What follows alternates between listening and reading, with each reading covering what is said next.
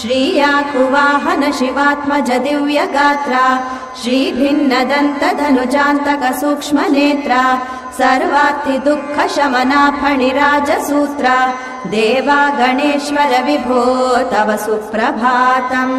प्रातः स्मरामि तव मङ्गल दिव्यरूपम् सङ्कष्टनाशकममोघ सुखप्रदातम्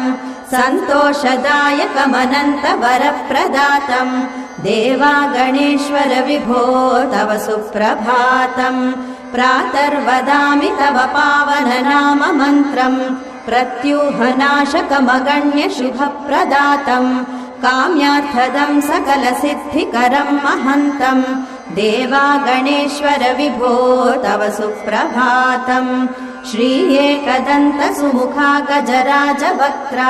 श्रीशूर्पकर्ण कपिला गणलोकसेव्या श्रीस्कन्द